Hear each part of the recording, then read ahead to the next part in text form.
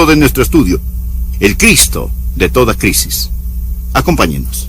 Por favor, busque el libro de los Hechos, capítulo 12. Hoy estudiaremos acerca del Cristo de toda crisis. Todos tenemos problemas. Los problemas llegan diariamente. Pero de vez en cuando tenemos que enfrentar una crisis. Quiero decir, una verdadera crisis. Y no sabemos, en realidad, a quién acudir, a menos que acudamos al Señor. Una crisis puede venir inesperadamente. Puede venir tenazmente, como salida de la nada. Hablo de una crisis aterradora. Alguien dijo: si puede mantener su cordura cuando todos a su alrededor están perdiendo la suya, puede ser una señal de que usted no entiende la situación. O pudiera ser que usted sí entienda algunas de las cosas que voy a compartir hoy de la palabra de Dios. Hechos 12, versículo 1. En aquel mismo tiempo el rey Herodes echó mano a algunos de la iglesia para maltratarles, y mató a espada a Jacobo, hermano de Juan. Y viendo que esto había agradado a los judíos, procedió a prender también a Pedro. Eran entonces los días de los panes sin levadura, y habiéndole tomado preso, esto es, a Pedro, le puso en la cárcel, entregándole a 4 grupos de 4 soldados cada uno, para que le custodiasen, y se proponía sacarle al pueblo después de la Pascua. Así que Pedro estaba custodiado en la cárcel, pero la iglesia hacía sin cesar oración a Dios por él. Y cuando Herodes le iba a sacar, aquella misma noche estaba Pedro durmiendo entre 2 soldados, sujeto con 2 cadenas, y los guardas delante de la puerta custodiaban la cárcel. Y he aquí que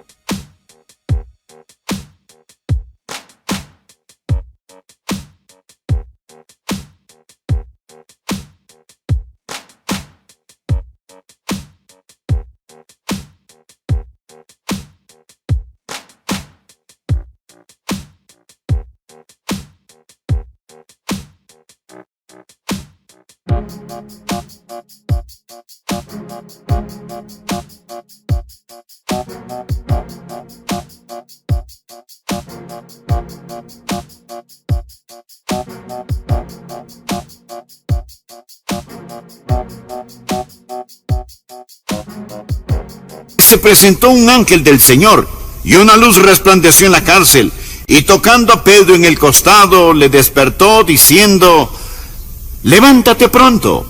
Y las cadenas se le cayeron de las manos. Le dijo el ángel: cíñete y átate las sandalias. Y lo hizo así. Y le dijo: envuélvete en tu manto y sígueme. Y saliendo le seguía, pero no sabía que era verdad lo que hacía el ángel, sino que pensaba que veía una visión. Habiendo pasado la primera y la segunda guardia, llegaron a la puerta de hierro que daba a la ciudad, la cual se les abrió por sí misma, y salidos pasaron una calle, y luego el ángel se apartó de él. Ahora, hasta aquí la lectura. Continuaremos leyendo más tarde, pero déjeme mencionar el trasfondo, reiterar lo que había sucedido. Herodes fue un hombre salvaje, cruel, impío y vil. Quería torturar, hostigar, perturbar la iglesia. Ya había apresado a Santiago, el hermano de Juan, y lo había condenado a muerte. Y vio que eso complació a la multitud, y se dijo: bien, apresaré a Pedro. Y puso a Pedro en prisión. Y dijo: después de la Pascua lo sacaré, y lo haré más corto de estatura, le cortaré la cabeza. Herodes era un hombre absolutamente feroz, vil, diabólico y cruel. Esa era la situación, y verdaderamente era una gran crisis. ¿Cómo enfrenta usted una crisis? ¿Qué hace en tiempos de crisis? Bien, quiero compartir con usted hoy 4 pensamientos. Por favor, anótelos. Los necesitará. Pueden necesitarlos ahora mismo. Algunos de los que me escuchan están en medio de una crisis genuina, pero si no, los llegará a estar. Primero, debemos respetar el misterio de la providencia de Dios. De la providencia de Dios. Al mirar este capítulo, hay una palabra que sobresale: providencia. Es decir, usted va a ver la escondida mano de Dios. Dios está trabajando, pero usted no puede ver a Dios trabajando. Usted puede estar en medio del caos ahora mismo. Parece que nada tiene sentido. Todo lo que pensó que estaba seguro, bien clavado, se desarma. Y el diablo está sacando los clavos. Escúcheme. Solo porque no tiene ningún sentido para usted, no significa que no tenga sentido. Muchos tenemos preguntas. Al mirar este capítulo podríamos decir: ¿por qué? ¿Por qué dejó Dios que Herodes fuera rey? ¿No es Dios Dios? ¿Cómo pudo Dios dejar que un tipo como Herodes fuera rey? Si yo fuera Dios, lo convertiría en un sapo. ¿Y por qué? ¿Por qué Santiago debió morir y Pedro ser liberado? ¿Por qué? ¿Es que Dios tiene favoritos? ¿Es Dios caprichoso? ¿O ha perdido el control? ¿Por qué suceden todas estas cosas? Amigo, quiero decirle algo. No vivimos de explicaciones. La vida no es un problema que debe ser resuelto, es un misterio que debe ser vivido. Y a veces usted tiene que retroceder y simplemente mirar lo que voy a llamar la escondida mano de Dios. Y usted necesita respetar eso. Algunas veces miramos lo que Dios hace y cómo pone sus colores en el cielo y decimos: Señor, lo estás haciendo bien. Y de pronto Dios lo embarra todo. Y decimos: Señor, lo arruinaste. ¿Se ha sentido así alguna vez? Señor, ¿por qué permitiste que esto suceda? Solo porque las cosas no tienen sentido para usted. No piense que no tienen sentido. Y solo porque no puede ver a Dios trabajando, eso no significa que Dios no esté trabajando. Aquí está Herodes con su poder diabólico, Santiago asesinado y Pedro liberado. Tenemos todas estas cosas trabajando juntas. La llamamos la soberanía de Dios, la llamamos la providencia de Dios. Anote al margen Romanos 8:28. Y sabemos que a los que aman a Dios, todas las cosas les ayudan a bien. Esto es, a los que conforme a su propósito son llamados. Ahora, la mayoría tenemos la idea de que vamos por la vida, y la vida es buena, luego se pone mala, y después se pone buena otra vez. Por lo general no es así. La vida no es 50 kilómetros de camino bueno, luego 10 kilómetros de camino malo, después otros 50 de camino bueno. No, por lo general la vida es como los rieles del tren. Un riel bueno y un riel malo. Y los dos rieles corren paralelamente. ¿Lo han notado eso? Cosas maravillosas están pasando y bendiciones, pero al mismo tiempo parece que hay ciertos problemas en la vida. No siempre podemos hacer que se solucionen. Ahora, bien, lo bueno y lo malo parecen correr en rieles paralelas. Ahora, muchos de nosotros no entendemos eso. Por ello deseamos llegar a los tiempos de vida donde nada malo acontece. Y decimos: me alegraré cuando los problemas terminen para hacer lo que deseo hacer. Si estudia, me alegraré cuando las clases terminen para empezar a hacer lo que quiero hacer. Si los hijos están pequeños, me alegraré cuando crezcan, así podré hacer lo que quiero hacer. Y si está enfermo, me alegraré cuando esté sano, así podré servir a Dios. No es la vida misteriosa. No es misteriosa. Existen las cosas malas y las cosas buenas.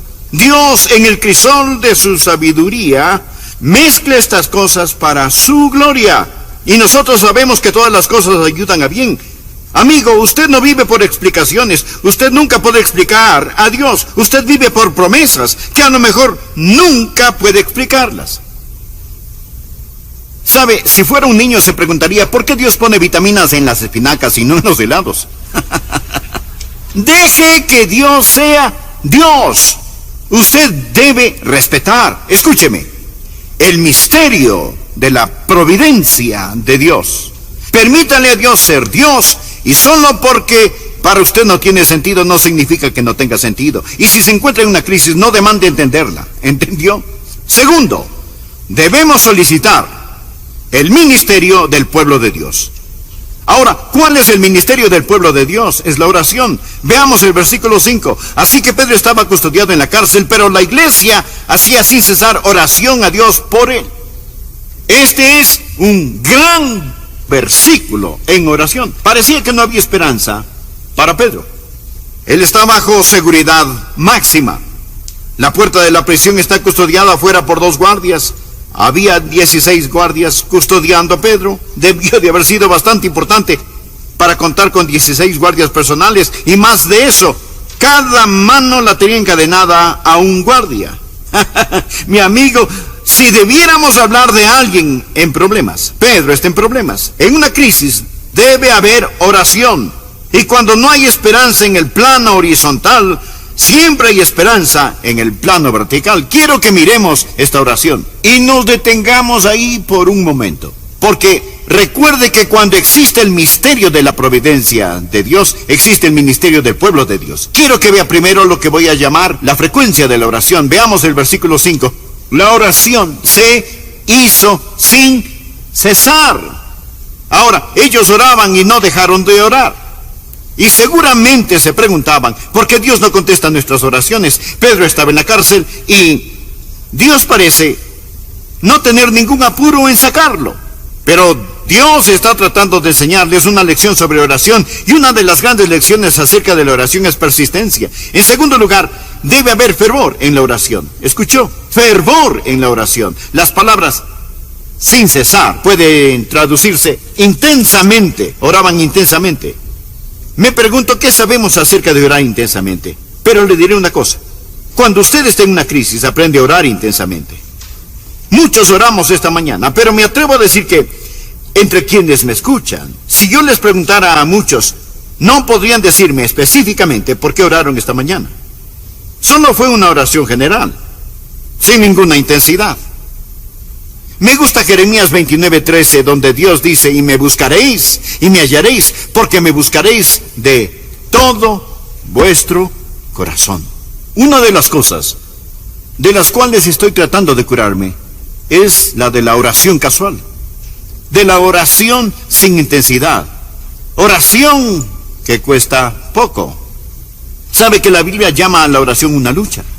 Una versión traduce Romanos 15:30 así: Pablo les suplica, les ruego, hermanos, por nuestro Señor Jesucristo y por el amor del Espíritu, que se unan conmigo en esta lucha y que oren a Dios por mí. Que se unan conmigo. Ha pensado en la oración como una batalla, como una lucha. A veces no tenemos ganas de orar, así que no oramos. Mi amigo, si hay un tiempo cuando usted debe orar, es cuando usted no siente ganas de orar. Ore hasta que tenga las ganas. Pero ore no solo frecuentemente, sino también fervientemente, y descubra la fraternidad de la oración. La Biblia dice que la iglesia oraba. Nuevamente, versículo 5, la iglesia hacía oración sin cesar. Eso quiere decir que se reunieron para orar. Jesús dijo, donde están 2 o 3 congregados en mi nombre, allí estoy en medio de ellos. Si 2 de vosotros se pusieran de acuerdo en la tierra acerca de cualquier cosa que pidieren, les será hecho por mi Padre que está en los cielos. Dios se complace cuando sus hijos oran, pero se complace mucho más cuando oran en fraternidad. No hay nada que nos pueda unir más como iglesia que la oración. Si usted ha tenido un compañero o compañera de oración, sabe que su corazón y el de la otra persona están eslabonados, y las veces que Dios visita cuando la iglesia ora son gloriosas y maravillosas. Es lo que llamamos la fraternidad de la oración. Esta clase de oración hizo la iglesia por Pedro. Y luego deseo que note la fe de la oración. La oración era a Dios. Era a Dios. Se hizo oración a Dios. No estaban orando el uno por el otro. No estaban orando para impresionarse mutuamente. Está parado en una esquina sonriente y dice, pueden tener sus edificios, sus coros, pueden tener sus reuniones, sus predicadores, pueden tener todo lo que quieran, incluso sus estudios bíblicos, siempre y cuando dejen de lado el poder de Dios que viene con la oración ferviente y que no acepta un no por respuesta. El diablo se burla de nuestros proyectos, se ríe de nuestras organizaciones, ridiculiza nuestros talentos, pero teme nuestras oraciones. A su vez existe el enfoque de la oración. Por favor, el versículo 5, la Biblia dice, la iglesia hacía sin cesar oración a Dios. ¿Por quién? Escuche, por Él. Ellos estaban orando por Pedro. No solo fue una oración intensa, sino también específica. ¿Qué oró usted esta mañana? ¿Sabe que muchas de nuestras oraciones son tan indefinidas que si Dios las contestara no lo sabríamos y si no, no tendríamos que admitirlo? Señor, salva a los perdidos. Bueno, si alguien se salva, usted puede decir, bueno, yo oré para que se salvara y se salvó. ¿Cómo sabe que fue su oración? ¿Cómo sabe que no fue mi oración o la de otra persona? ¿Sabe? Tenemos estas oraciones indefinidas. Pero cuando ellos oraron por Pedro y recibieron respuesta, sabían que fue una respuesta a sus oraciones. Oraron por él.